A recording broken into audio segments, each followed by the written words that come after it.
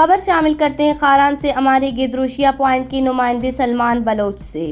خاران میں ڈیری اور poultry farm تباہی کا شکار، خوراک نہ ملنے پر جانوروں کی حالت غیر، بیلوں پر دانے پڑ گئے، فارم کا واٹر بور کئی مہینوں سے خراب، ڈیری و پولٹری فارم خاران کرپشن کی آماجگاہ بن گئی، جانوروں کا دودھ، مرغیوں کے انڈے مخصوص ہوٹلوں میں بکنے لگے۔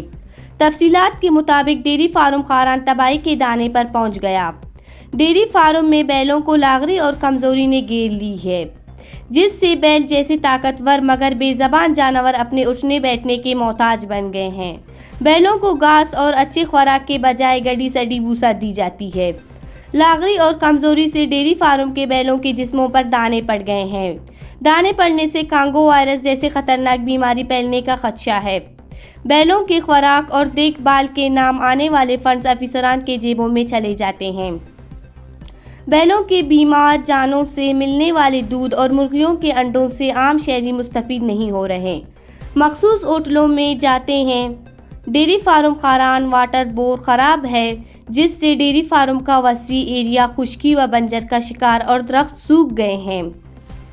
جانوروں کے پانی کے تالاب اور کمروں کی کھڑکی دروازے ٹوٹ پھوٹ کا شکار ہے۔ سردی کے موسم میں بجلی کا نظام درہم برہم ہے۔ جانوروں کو سردی سے بچنے کے لیے لکڑی کے نام بھی فنڈز آتے ہیں، مگر نہ جانے وہ فنڈز زمین نگل جاتی ہے یا آسمان کھا جاتی ہے۔ ڈیری فارم خاران کرپشن کی آماجگاہ بن چکی ہے۔ ڈیری فارم جیسے اہم شعبے کی حالت روز بروز ناگفتہ بن رہی ہے، لیکن ذمہ داران ڈیری و پولٹری فارم جیسے شعبے کی جانب توجہ دینے سے قاصر، لاغر اور کمزور جانوروں کے نام ملنے والے فنڈ سے خود طاقتور ہو رہے ہیں۔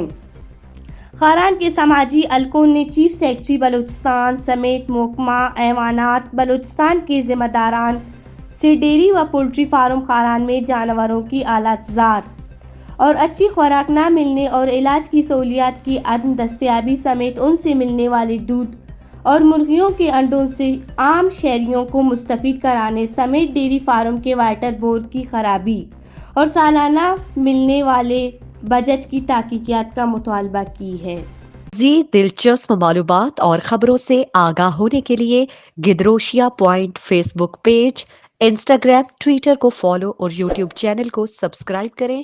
بیل آئیکن بٹن دبانا نہ بھولیں۔